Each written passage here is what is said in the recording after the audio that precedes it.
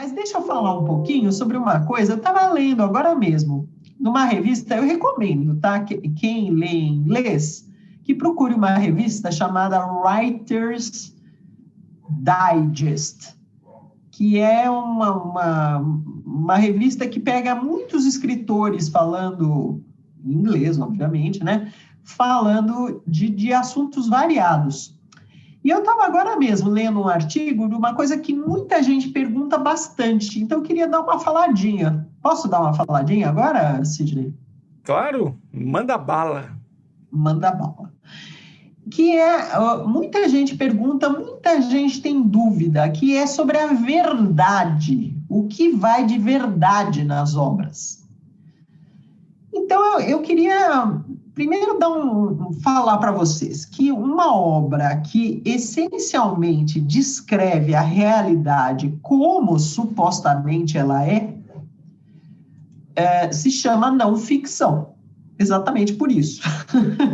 Porque a pessoa tenta descrever a realidade como ela percebe, como ela vê, sem acrescentar os charmes da ficção. Já falo já da verdade na ficção. Mas, então, uma área enorme das publicações portanto, não ficção. Todos os assuntos que a gente, em geral, estuda na escola, na universidade, são não ficção, né? Matemática, português, história, geografia, e aí vamos embora, né? Como ganhar dinheiro, isso é não ficção. Às vezes parece mais ficção, mas né? Fique rico em 20 dias, desafio de sei lá quem, parece ficção, mas supostamente é não ficção. Supostamente é baseada em fatos reais, certo? Então, a não ficção, ela parte dessa ideia de descrever algo real, algo como as pessoas estudam ou pensam que é, certo? E ensinar a pessoa a entender aquilo, lidar com aquilo, usar aquilo, sei lá. Aí tem várias abordagens, né? Pode ser só pelo conhecimento, pode ser para usar. Muito da não ficção tem um fim utilitário, né? Muita gente lê livro para conseguir fazer alguma coisa, né? Seja, sei lá. Eu vivo dando exemplo de escovar cachorro, né? Porque tem os livros sobre como cuidar do seu cachorro, que são um perfeito exemplo do conhecimento prático, né? Não é nada de teoria esotérica. Mas tem alguns, por exemplo, alguns livros que comentam como é o comportamento do cachorro. Quem gosta de cachorro até se diverte em tentar entender como é que passa entre as orelhinhas do canino, né? Bueno, então isso é a não ficção. Ela, supostamente, parte da realidade. A ficção, tem muita gente que pergunta, eu posso falar, se eu falo de algo que aconteceu comigo, é ficção? É o princípio da coisa, tá, gente? A ficção, o princípio da coisa é contar uma boa história. É isso. Contar uma boa história tem que ter bons personagens, um bom conflito, uma coisa lá, dá bastante rolo, né? Aquela curva de tensão, uma coisa encrencar bastante, até dar uma solução. Então, se algo que aconteceu com você é uma boa história em si, você pode transcrever, disfarçar um pouco para ninguém ficar bravo com você, porque, em geral, se você bota os amigos... Gera aborrecimentos. Você pode perder amigos, você bota a sua mãe na história, talvez ela te deserte. Talvez você não seja convidado para o Natal na família, quando isso acontecer novamente, se você contar muitas verdades, né? Que elas forem transparentes, fáceis de perceber, mas você pode usar uma verdade sua, algo que tenha acontecido com você, ou que você saiba, tal, numa ficção. O que você faz? Você dá um tratamento ficcional. Ou seja, você conta como se fosse uma história.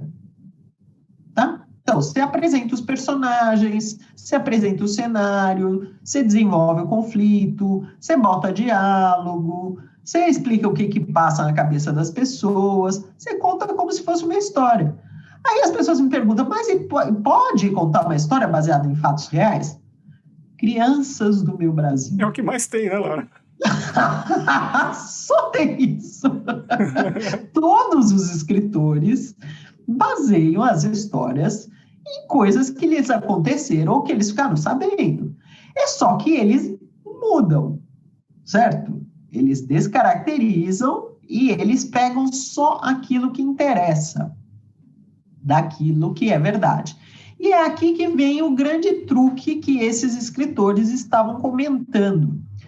Se você quer contar uma história que aconteceu com você, mas você não quer apresentá-la ao mundo como uma história que aconteceu com você, pegue a verdade essencial dela. Né? Pega assim, o que foi? Qual foi o conflito? O que aconteceu? Digamos, alguém estava aqui contando, sei lá, uma menina foi abusada pelo pai, tem umas histórias terríveis por aí. Então, pensa um pouco, qual é a essência do conflito, né? Isso é uma traição, isso é uma violência, o que é? Aí você pega essa essência e transporta para personagens completamente diferentes de você, do seu pai, da sua mãe, de sei lá quem, entendeu?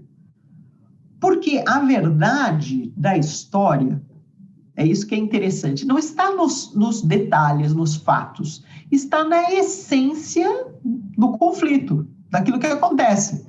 Então, alguém perseguiu alguém, houve uma traição, houve uma reação, fulano salvou Beltrano, entendeu? É essa a essência da história. Com quem exatamente aconteceu? Se aconteceu com uma criança que tinha 9 anos, ou com um rapaz que tinha 17, de repente dá para mudar, entendeu? E permanece a essência da história. É isso que escritores fazem.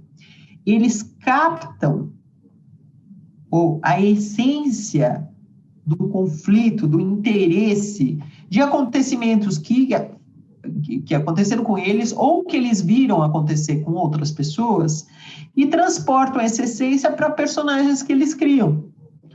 Os próprios personagens, eles podem fazer a mesma coisa, captar a essência de uma pessoa e botar em outra aparência, outro corpo, outro histórico, outra idade, outra proveniência. Digamos, se eu fosse captar a essência do Sidney e botar numa história... Medo. Medo. Eu ia pegar esse jeito, assim, um pouco cínico e tal, e, de repente, botar num cara baixinho, de, sei lá, 30 anos, né, solteiro, que gosta de xadrez, sei lá, posso pegar essa essência e botar numa caracterização completamente diferente. E aí contar a história que eu queira contar, em que aquela essência que eu peguei, né, que eu transportei da pessoa, ela vale, é ela que faz funcionar aquele personagem. Só que toda a aparência, o invólucro daquele personagem é todo diferente. E, Laura? Escritores de ficção fazem isso direto. Tanto que as pessoas próximas dos escritores, é famoso isso na literatura, gente. Vocês saírem pesquisando aí, escritores famosos que falaram dos seus amigos, nossa, já deu muita briga. Agora mesmo eu estava lendo que o Ernest Hemingway, um livro dele muito famoso, que é O Sol Também Se Levanta, ele simplesmente contou uma viagem que ele fez para a Espanha com um monte de amigos. Ele não disfarçou nada. Como a viagem foi uma boa história, aconteceu bastante coisa, né? Aconteceu amor, gente brigando por uma mulher lindona, touradas, aconteceu bastante coisa nessa viagem. Então, ele simplesmente contou essa viagem de um jeito bom, né? Ele escrevia muito bem, vamos combinar, né? E trocou o nome dos amigos. Vários amigos ficaram bem aborrecidos com eles. Porque, claro, se reconheceram ali. Os escritores fazem isso. Dizem que o Balzac fazia ali. Quem ele conhecia na rua, ele botava nas histórias dele.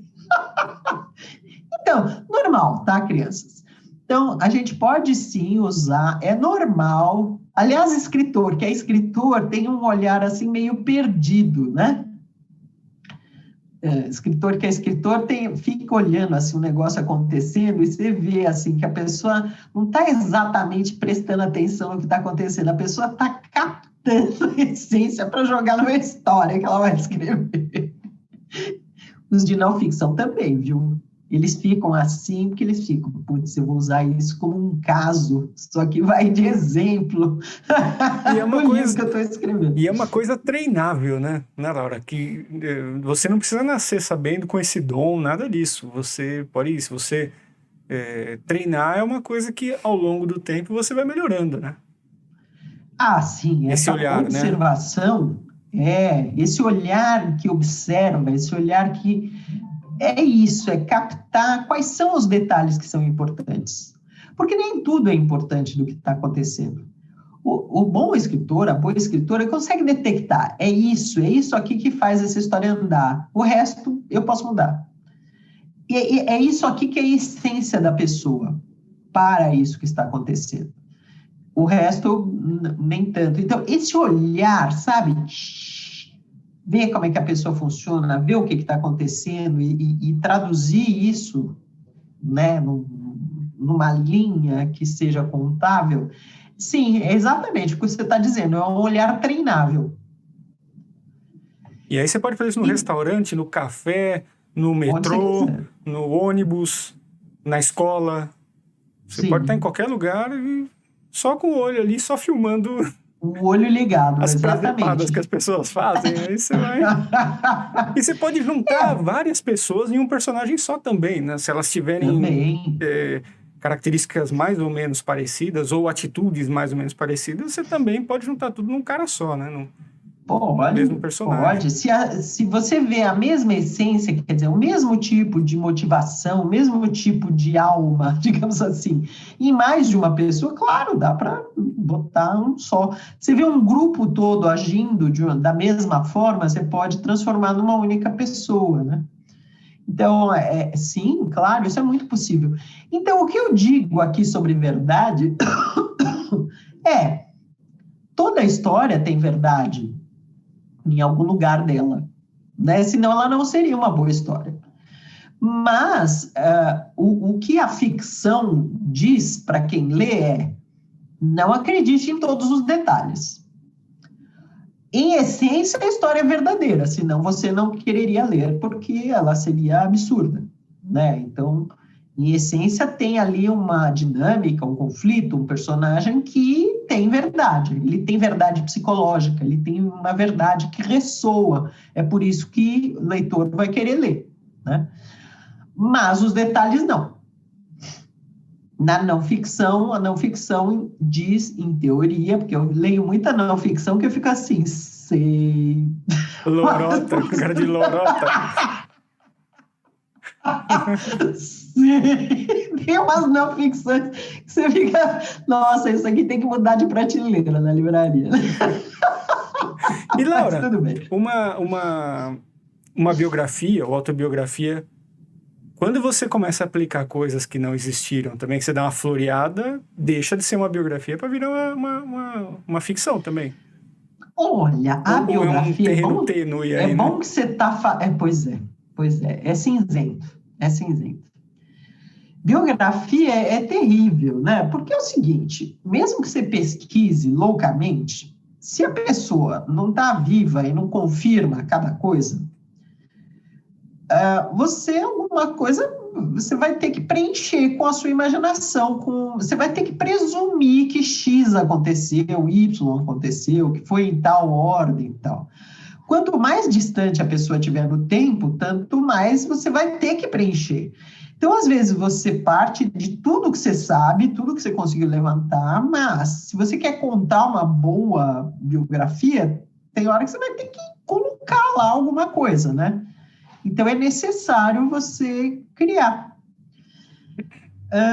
Então, não é bem florear, às vezes é só preencher as lacunas para transformar a obra numa obra legível, interessante, que seja explicada.